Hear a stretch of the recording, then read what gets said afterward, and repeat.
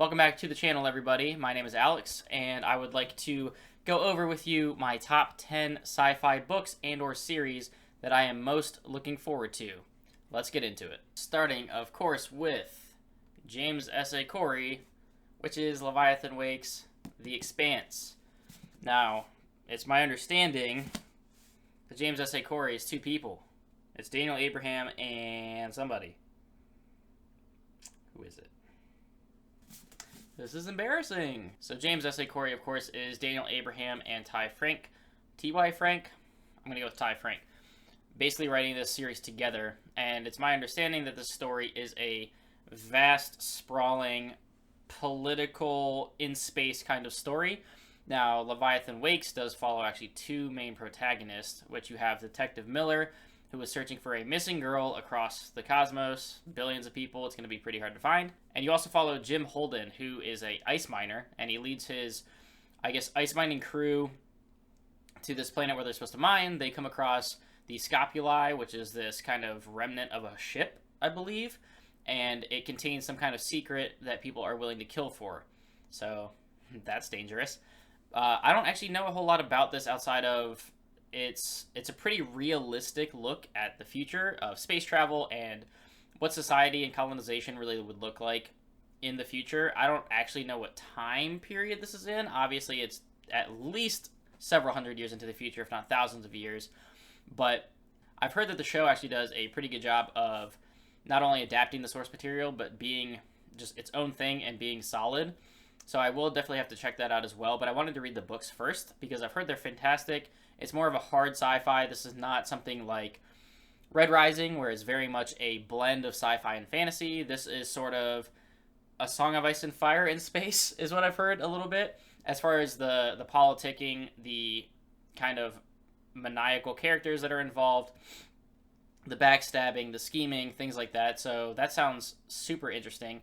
And I haven't read any super hard sci-fi where there's hard science, there's actual equations being calculated, and a realistic approach to space, whereas really all I've read, like I said, is Red Rising, where it's more of fantasy in space. Yes, it's clearly sci-fi, they're deep into the future, they're flying around in spaceships, there's all kinds of stuff going on that's typical sci-fi, but everything's kind of fast and loose, there's no real deep explanations to a lot of things, whereas The Expanse, from my understanding, is the opposite of that. This is very much going to tell you each and every aspect of this world and how it would actually function in the future. Okay, next up is a book that I actually featured in my sci-fi book haul, and that is Old Man's War by John Scalzi. So this series, I don't know how many books it is exactly. I think it's 2 or 3 at least. But the first book, anyway, the premise is basically society, humanity is at war with aliens, and throughout the cosmos, every time a planet is won, humans try to populate it. And with that being the basic premise, it's called Old Man's War because when you reach retirement age on Earth, which is dying, you are essentially, I think you're given the opportunity, I don't know if it's forced, I believe it's a choice. You can go into what is called the CDF, which is basically the military force, and you're going to the front lines of this alien battle in space. And if you serve 2 years and survive, you get a nice retirement home on whatever planet you choose to live on that has been colonized by humanity after killing whatever society or aliens rule that planet. So this sounds very interesting because most stories you follow young protagonists, you follow characters that kind of, a coming-of-age story, or you're growing with the character.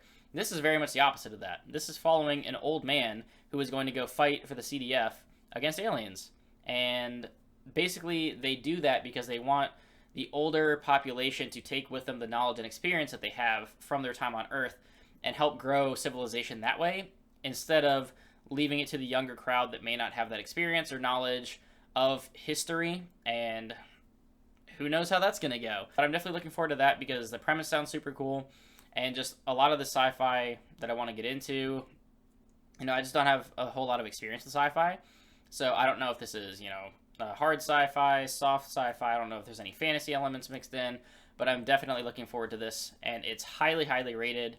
I've basically, to begin stepping into sci-fi, I went through a lot of, top 10, top 50, top 100 lists of best sci-fi to read.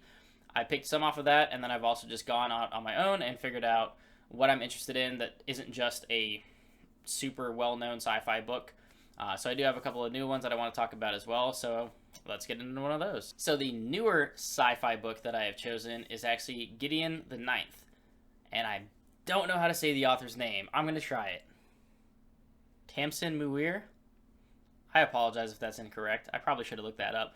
But basically this follows your main character Gideon is actually, I believe, a reanimated corpse, and is kind of a sword fighter, hand-to-hand combat kind of chick, and she is fighting for her necromancer, who is a lesbian. That's kind of what the book is saying. So I don't know how much that plays, like the relationship plays into the story, but from what I've heard about this book is that it's a fantastic blend of horror, sci-fi, and fantasy, which is right up my alley. I love blending these genres together. And basically this necromancer, I guess in this world, necromancers can't ascend to where they need to be without having their sword, and Gideon is their sword. So you're not actually following almost the chosen one. This is kind of like her bodyguard or like her companion, but it's really her story. So that's super cool. I've heard rave reviews about this. I've been recommended this by several people, and again, I'm sort of going in mostly blind to a lot of these books. I don't know a whole lot about this book, but I have been recommended to read it multiple times, so I am definitely looking forward to jumping into this series. It sounds super interesting, but this book did sound super fascinating and interesting, definitely something I haven't read before, so I'm really hoping to get to this in the next couple of months. Next up, The Martian by Andy Weir. So my whole knowledge of The Martian comes from the Matt Damon movie, as I said in my book haul. There's a theme going on here, guys. Stick with me. So basically, this guy gets stuck on Mars, and he has no way out. So he has to do whatever he can to survive until hopefully he can be rescued. Obviously, things happen.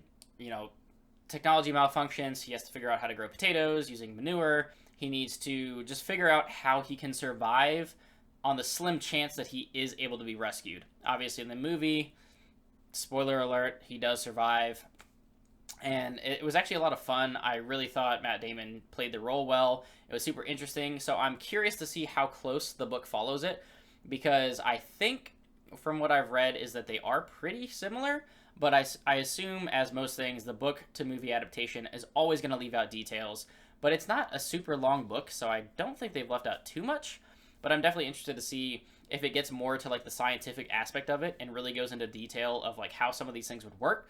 I don't know how realistic it is to, trying to survive Mars or space travel or anything like that.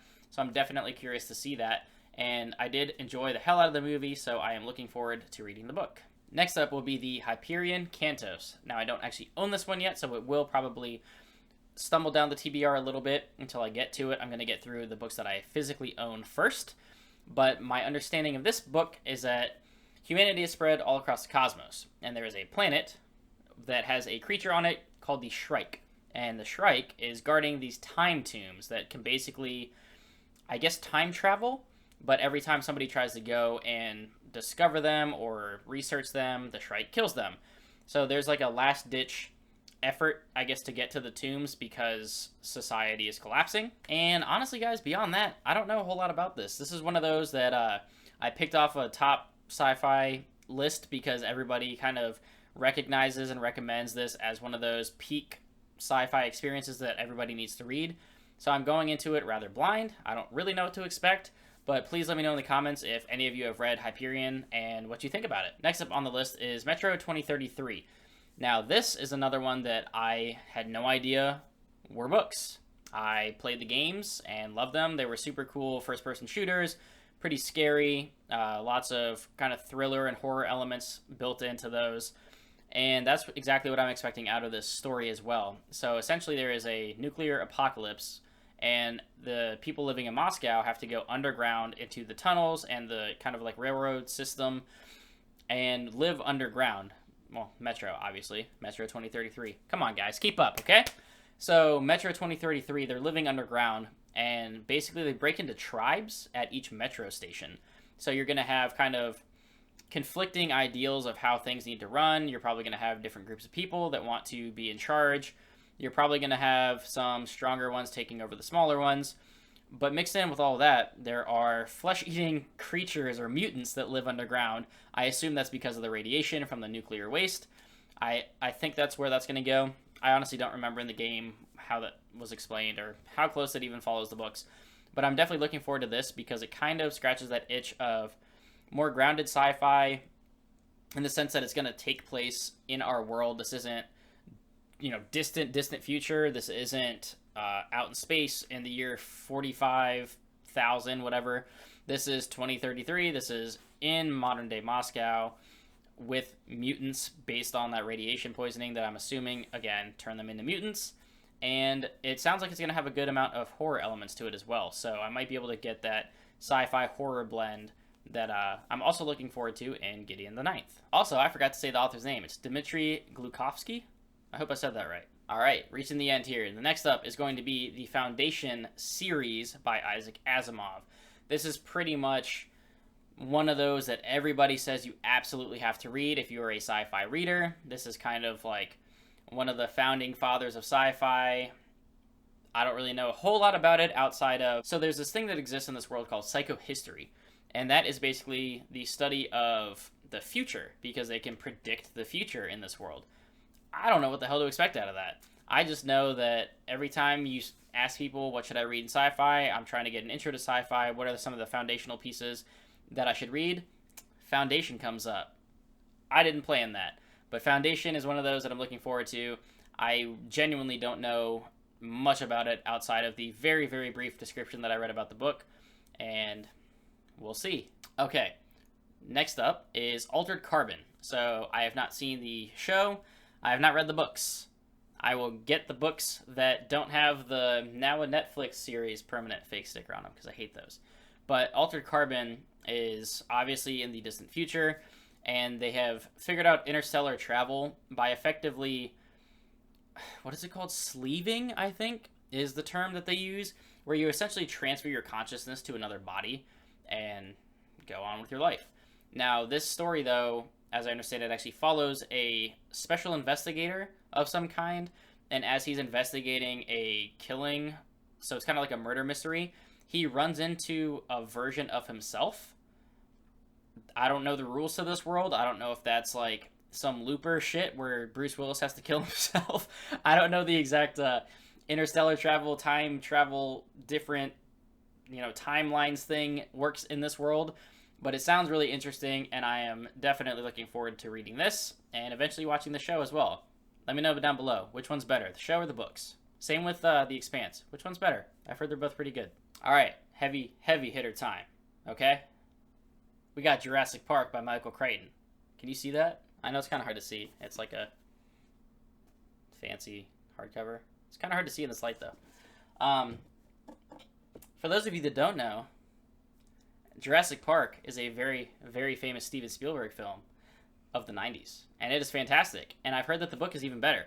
So obviously, brief synopsis, if you don't already know of Jurassic Park, if you've lived under a rock for the last however many years you've been alive, I don't know how old you are watching this. 25 to 34 is my analytics, so for those of you who have been living under a rock for the last 25 to 34 years, here's what Jurassic Park is about. There's a scientist on an island, and they're trying to resurrect dinosaurs, and they have this park that they bring people into to make money and look at dinosaurs.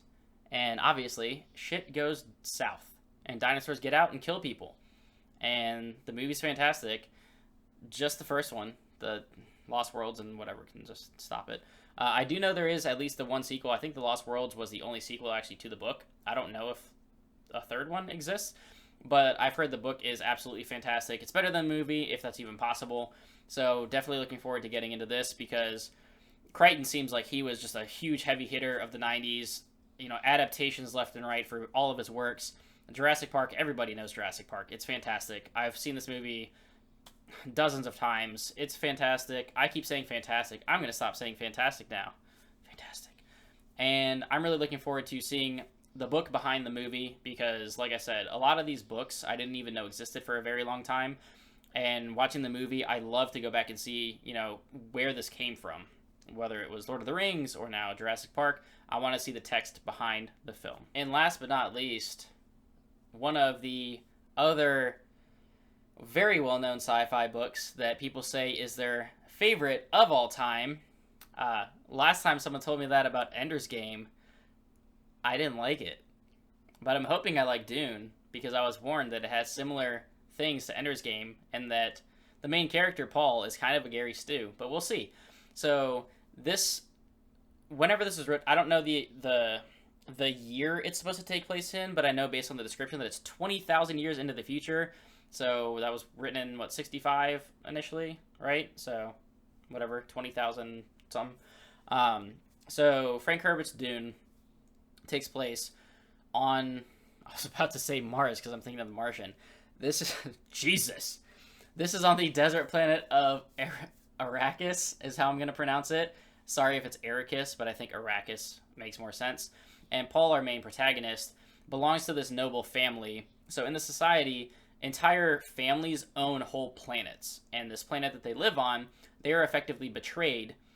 And it's my understanding that they're betrayed because of this resource that's so valuable from Arrakis. So this drug that they are going after can enhance your consciousness and extend your life. So it's obviously very valuable in this world, and the family is betrayed because somebody wants it. So it sounds like Paul is going to have very much a kind of rise to power, almost like a chosen one kind of thing, much like Ender was in Ender's Game, where he is the one that's going to fix what's going on. I am totally guessing that, just based off of what I've been told about other books. I don't know that to be the exact truth, but it sounds like a very interesting world. Some like the sandworms and things that are well known for this series sound like a lot of fun and really interesting. It's cool how like this future religion bans computers, and a lot of these planets kind of live in like a feudal society with almost somewhat primitive technology in some of them. It's weird, and I want to find out why that is. I don't know if that's just somebody who got in charge of everything just kind of like wants to keep everybody blind and stupid. I don't really know, but it's definitely going to be interesting to see Paul's adventure in this and what his character is all about. And I know this is getting made into a movie. Luckily, I have this beautiful hardcover that doesn't say, this is going to be a movie, because I hate it. But this hardcover is fantastic. I bought it, honestly, because it looked so cool. And I've just always heard so many good things about Dune. I know it's not for everybody. I've been told that repeatedly. It might not be interesting to some people, but I do really want to give it a shot because I know it's so many people's favorite of all time. And it's one of those kind of like pantheons of sci-fi, right? You've got things like Dune, Ender's Game, Jurassic Park, Isaac Asimov, just all the list goes on. I mean, look up any top sci-fi list. Dune is going to be on it, so I definitely have to give it a shot. All right, everybody. So that is going to wrap up the top 10 sci-fi books and or series that I personally am most interested in. I know there are dozens, if not hundreds of other ones that people are going to say, why didn't you mention this one? I don't know. I had to pick 10. So I know there's a lot more. I'm looking forward to, like I said, mixing in at least one sci-fi book every month from now on. So even on my August TBR, I believe I included The Martian and Ready Player One. Is that right? I have to look. I know Ready Player One is on there. Oh, no. Andromeda Strain. That's what I'm reading. Andromeda Strain and Ready Player One. So I am mixing in other books. I didn't want to include anything that was on my current TBR here. These are things that I have not gotten into at all yet or plan on reading just yet. But 1 to 2 of these per month is going to be the approach moving forward. Probably if it's a smaller one, I can mix in 2. If it's something like The Expanse, where they're rather large books and I'm reading other big fantasy series, I'll probably only do one a month. But those are the sci-fi books that I'm most looking forward to. Please let me know, yell at me in the comments what I missed, why I should or shouldn't read some of these. Let me know whatever thoughts you have, and until next time, everybody, keep reading.